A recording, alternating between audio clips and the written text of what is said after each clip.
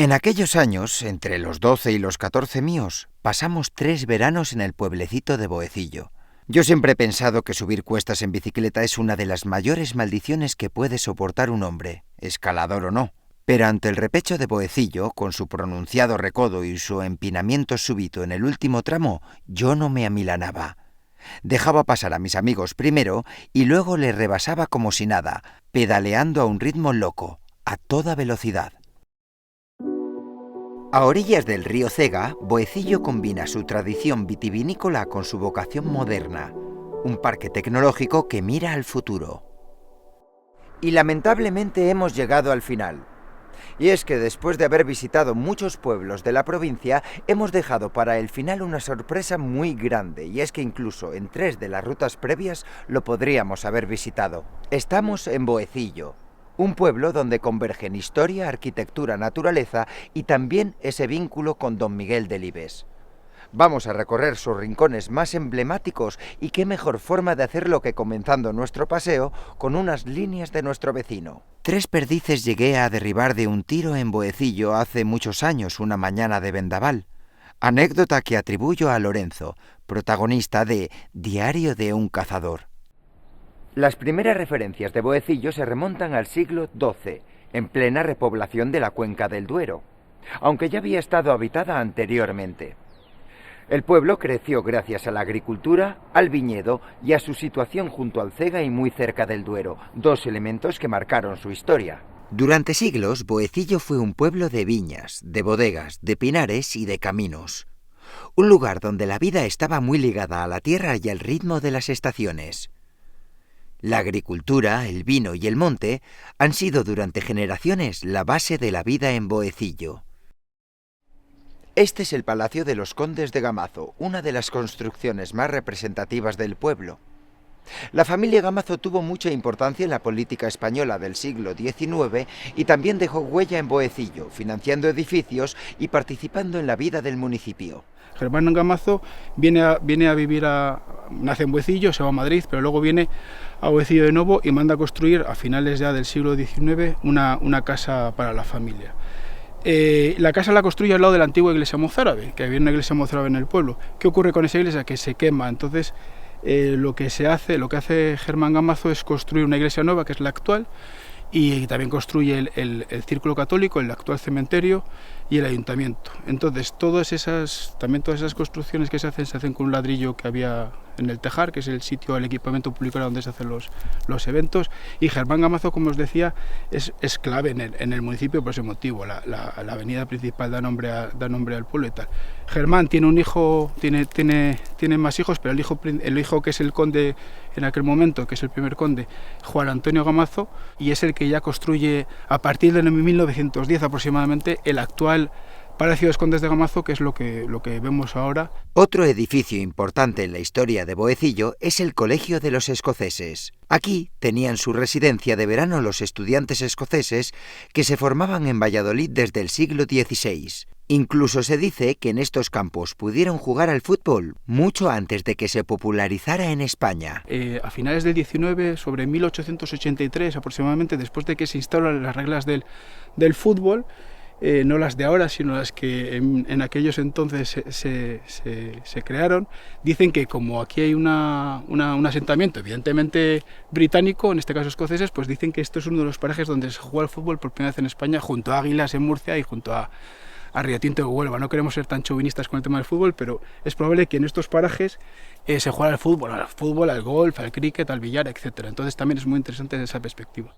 Yo recuerdo haber hecho mis primeros pinitos a la ganga siendo todavía un rapaz, mediada a la década de los 30, con los hermanos Igea, 2 excelentes muchachos que la guerra se llevó. En aquel tiempo bajábamos de mañana a los lavajos del Raso, en Boecillo, a pocos kilómetros de Valladolid. Nuestra inexperiencia cinegética era entonces de tal monta que disparábamos alevosamente a calzón quieto mientras los bichos bebían, sin el menor asomo, que todo hay que decirlo, de remordimientos. La iglesia de San Cristóbal, por ejemplo, se construyó en el siglo XIX gracias al impulso de Germán Gamazo. Es un templo de estilo neoclásico con una nave cubierta con bóveda de cañón y una cúpula en el crucero. En el interior destaca el retablo mayor barroco del siglo XVII y varias esculturas y pinturas de los siglos XVI y XVII, algunas procedentes del norte de España. Es decir, una iglesia relativamente moderna por fuera, pero con un interior mucho más antiguo e interesante de lo que parece. Palacios, iglesias y colegios forman parte de la historia de Boecillo y ayudan a entender la importancia que tuvo este lugar en otros tiempos. Si hay algo que ha dado fama a Boecillo ha sido el vino. Gran parte del término municipal estuvo cubierto por viñedos y el pueblo era conocido por su clarete. Las bodegas tradicionales, muchas excavadas en la ladera, eran parte fundamental de la vida. Allí se hacía el vino, se guardaba y también se celebraban reuniones, comidas y fiestas. La bodega era casi una extensión de la casa. Hoy, muchas de esas bodegas han cambiado su uso, pero siguen formando parte de la vida del pueblo. Algunas se han convertido en restaurantes, como Los Tarantos, donde la gente sigue reuniéndose alrededor de la mesa, que en el fondo es lo que siempre ha pasado en las bodegas. Efectivamente, Boecillo tiene mucha tradición vitivinícola. Anteriormente, todo el entorno del pueblo era una zona que estaba llena de majuelos, unos majuelos que lamentablemente han ido desapareciendo, porque, bueno, por cercanía a Valladolid, Boecillo quizás ha crecido bastante en tema de urbanizaciones, y entonces pues hemos sustituido esos majuelos por una zona de urbanizaciones y tal, pero gracias a Dios por lo menos hemos sabido aprovechar el entorno que habían hecho nuestros antepasados, es decir, la zona de las bodegas. Y concretamente ejercemos desde hace 50 años o más ya, incluso como restaurantes, aprovechando el espacio que nos dejaron nuestros ancestros en las antiguas bodegas. A mí me parece una gran ventaja frente a otros restaurantes hosteleros. Tenemos un entorno inigualable, un entorno que aproximadamente, por lo que yo escuchaba a mi abuelo, tiene como unos 500 años de historia.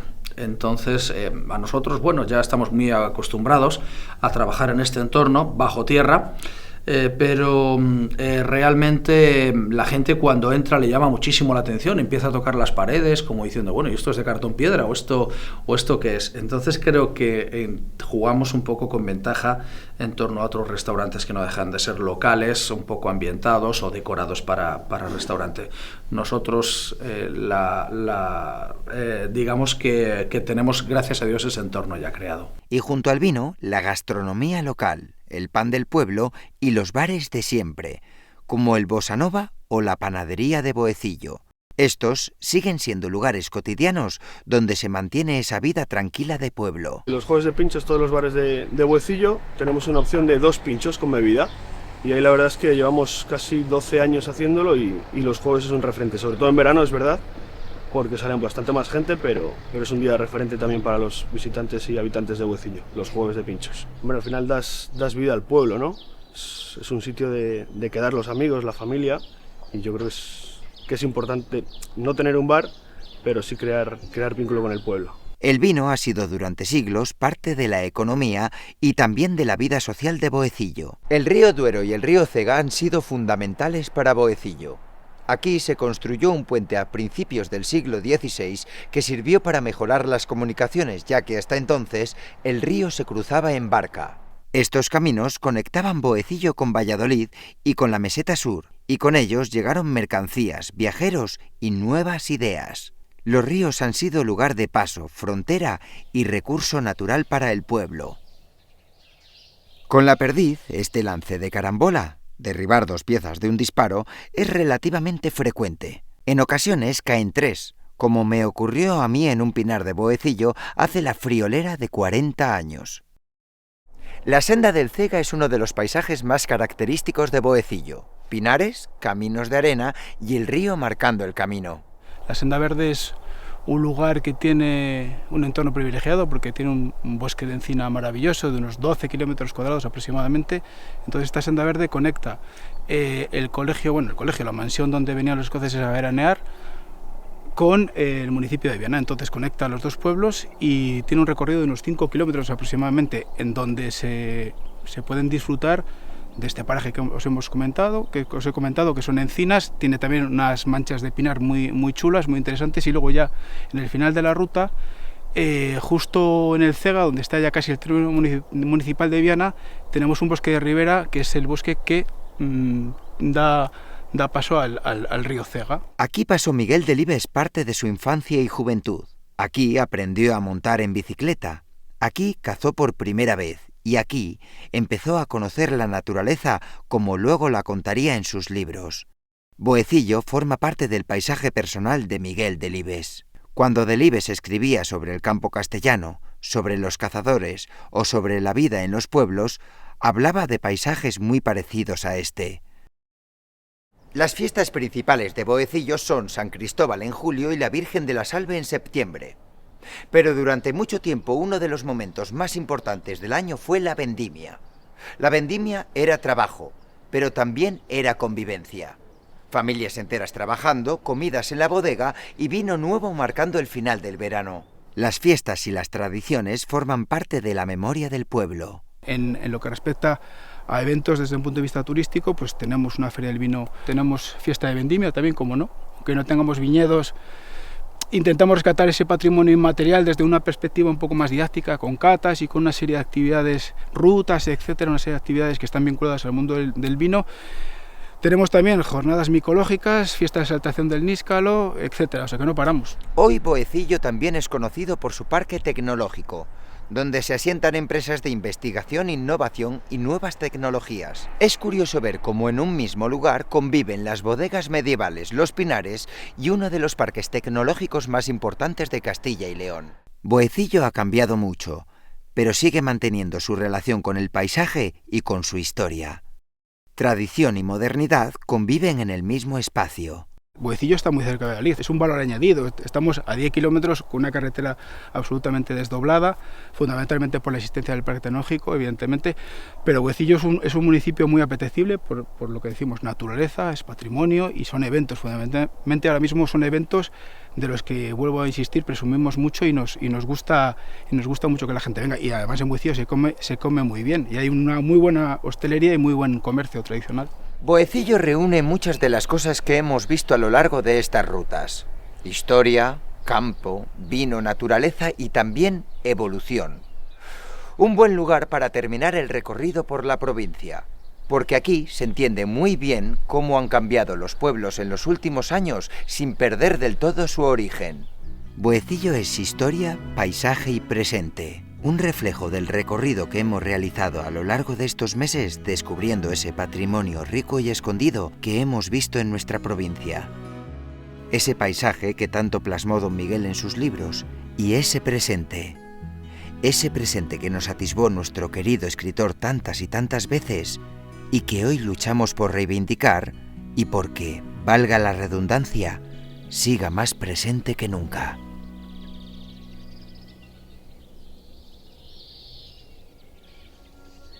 Y hemos llegado al final de nuestras rutas. 35 pueblos de nuestra provincia que nos han hecho conocer su historia en profundidad. Cada uno diferente, con sus peculiaridades. Cada uno rico en lo suyo, en su campo, en su patrimonio, en su historia, en su gastronomía y en sus pequeños rincones. Todo esto hace que cada uno de ellos sean grandes en memoria, porque si hay algo que tiene nuestra tierra es eso. Un legado que ha pasado a lo largo de los siglos y que ha dejado una huella imborrable. Pero en nuestros paseos, además de todo esto, ha habido algo que los ha caracterizado a todos. Algo que al comienzo era una intuición, pero que ahora, después de recorrerlos todos, es una realidad absoluta. Y es ese amor y respeto por nuestro querido escritor don Miguel Delibes. Algo que ha quedado plasmado en todos estos pueblos y que lo hemos podido comprobar a lo largo de estos recorridos. Tiene una importancia fundamental en el mundo cultural de la provincia y de España entera. Estamos hablando de una persona que fue candidata al Nobel y que para mí es el escritor más importante del siglo XX de lengua castellana, seguro. Oye, quiero a ver qué libro me recomiendas para leer y tal, por entretener. Y entonces les das un libro de Miguel Delibes y a los 3 días vienen que se han leído ese, que les des otro de Miguel Delibes. O sea, Mi vida al aire libre, El camino, o sea, todo lo que es Miguel Delibes, la verdad, les encanta. Miguel Delibes Ha sido posiblemente una de las personas de las que he aprendido el equilibrio, la bondad cinegética y sobre todo la manera de cazar. Una persona que es Castilla, o sea, oírle hablar y sobre todo lo que ha escrito, vives los pueblos, ¿no? Y luego como cazador, pues son ejemplares, cazadores de arriba abajo, o sea, respetando caza, disfrutando de la caza. Yo como cazador y como presidente del club, yo creo que no tenemos suficiente para agradecerle a don Miguel. Delibes decía, cuando venía a cazar aquí, que en la torre en el terreno de la torre había muchas perdices. Y luego, donde mejor se mataban, era en la zona de Rábano. En la zona de Rábano, volaban para la parte de abajo, y luego dice, a la zona de Rábano es donde se mataba. Y era una cosa bonita aquí cazar. Miguel Delibes por la caza ha hecho que mucha gente que diga, hombre, para un personaje, una persona como esta, tan vinculada a la caza, algo tiene que tener positivo, algo tiene que ser bueno. Don Miguel siempre decía que los lances de caza, si no te acuerdas de todos, es que no estás haciendo algo bien, como diciendo, disfrutar en definitiva de lo que es la caza en sí. Yo recuerdo en una entrevista que le hacían a Delibes, le comentaban que el campo, a medida que se domesticase, cuando iba a empezar a la caza a disminuir. Y claro, decía Delibes, ¿cómo es posible que en los años 40, que él hablaba de aquella fecha, cómo es posible que la caza con la que había entonces se ha equivocado? Lo decía Ortega y Gasset.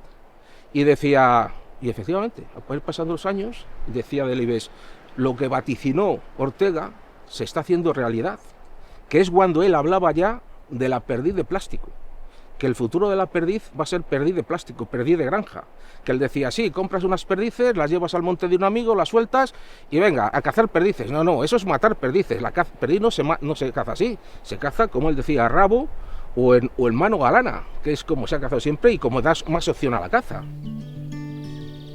Yo creo que el paisaje de Villafuerte y paisajes aledaños aquí a Villafuerte, en este Valle Esgueva, pues han influido tremendamente, sobre todo en las descripciones de la naturaleza, pues son prácticamente se pueden ver como si fuera una película, ¿no? De los paisajes de aquí de Villafuerte, pero también las personas, los personajes. Ha tenido un vínculo muy estrecho con las personas de aquí de Villafuerte, ¿no? Y con la sociedad de Villafuerte, empezando porque al final de cada jornada de caza, pues se venía aquí a la taberna del tío Sisinio, ¿no? A los famosos almuerzos de los cazadores. Pues es muy importante, porque ya que era un amante de San Miguel, porque tenemos, como bien has indicado, la ruta 2, 4 y 6, venía a pescar y después venía a cazar, porque es muy conocido por la caza, pero aquí en San Miguel venía a pescar, e incluso hay gente que todavía le recuerda. Es como yo creo que don Miguel Delibes es muy querido en cualquier rincón, y como no podía ser menos, aquí también. Yo creo que don Miguel Delibes tiene con el mundo rural una vinculación grandísima. Las rutas de Delibes pues hacen un poco la referencia de ese conocimiento que tenía él, tanto del territorio como de la idiosincrasia de las personas castellanas. He podido comprobar en sus libros que él se empapaba como una esponja de la cultura de los pueblos. Asimilaba incluso su propio lenguaje. Pinta a la gente de los pueblos, la describe como si en vez de una pluma fuera un cuadro al óleo. Es una maravilla. Y lees las primeras páginas y yo, vamos, es que casi me identifico con Isidoro, el protagonista de la novela, pues viviendo con los niños del pueblo, jugando en las calles todo el día. Cualquiera de los niños y también los niños de Delibes, yo me reconozco en los niños de Delibes, y esos niños observadores y esos niños casi que tenían esa cultura innata de aprender las cosas, ¿no? Conocían perfectamente el entorno. Es muy bonito poder leer y poderse reconocer en Delibes. Miguel Delibes, que quería tanto a la naturaleza, que amaba tanto el campo, pues nosotros nos identificamos plenamente, el pueblo entero, con el amor a la naturaleza. Yo creo que somos, por un lado, territorio. Es decir, hemos nacido en un sitio y hemos vivido en ese sitio, o estamos viviendo en ese sitio. Somos tiempo. El tiempo en el cual se compone la historia, se compone el relato. Y, además, somos memoria. Memoria que nos une con esa historia e intrahistoria y también nos une con el futuro. Entonces, territorio, tiempo e historia que conlleva una tradición, que conlleva un relato, que conlleva un vocabulario. ¿Qué es lo que hace Miguel Delibes? ¿Qué es lo que hace Miguel Delibes en su trayectoria literaria? Hablar de la gente del lugar, hablar de esos que han construido su historia, que han construido su palabra, su vocabulario, que han construido su identidad. Ha sido una persona muy vinculada a esta tierra. Bueno, Miguel Delibes es universal. Es decir, pero el vínculo que ha tenido con esta tierra ha sido notable. Por lo tanto, es entendible que la gente de Valladolid, de los pueblos de Valladolid, de Castilla y León, tengan un afecto especial a Miguel Delibes.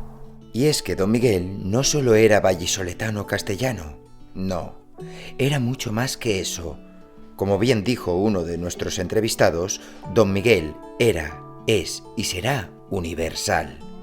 Un defensor de lo suyo, de su tierra y sobre todo de sus gentes. Alguien que ha sabido plasmar tan bien a la Castilla rural que ésta, como hemos podido comprobar, le estará eternamente agradecida. Porque estoy seguro que si nuestros campos pudieran hablar, si la flora y la fauna pudiera expresarse de una forma que nosotros entendiésemos, Delibes, allá donde quiera que esté, esbozaría una sonrisa de agradecimiento. Agradecimiento que también hemos tenido nosotros por haber podido acompañaros en estas, las rutas de Delibes.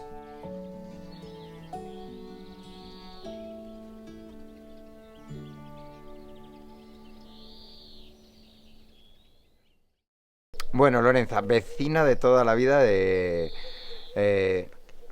espérate, sí, iba a decir Villarramiel, no sé por qué tengo ahora Villavaquerín, sí. Dejando el pueblo de Villafuerte de Esgueva para... Es el mercado de... Este puente de 6 arcos fue diseñado por Juan de Nates en 1575. Guillermo... Garavito, muy bien, empiezo bien. Después también estuvo Isabel... Bueno, me he confundido. Ha resistido, Pablo. En sus naves encontramos también frescos del siglo XVI. Un órgano... Zaratán, a tan 6 kilómetros de Valladolid... ¿Lo he dicho bien? Ahí me has pillado. A tan 6 kilómetros... No, lo he dicho bien. Esta iglesia de San Miguel Arcángel...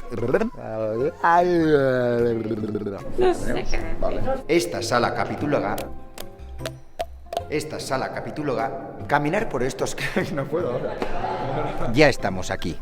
Ah, pues no estamos. En 1520, Pedro Girón y los... A ver, pregunta. Que yo te respondo lo que pueda. Fortaleza. No sé cómo explicarlo. Es que no sé qué más decir. No, que pensé que seguía. Silencio, naturaleza y a otra cosa más que no me acuerdo. Y la muerte del cóndor. Oh. Víctor, y nunca... Ay, perdón.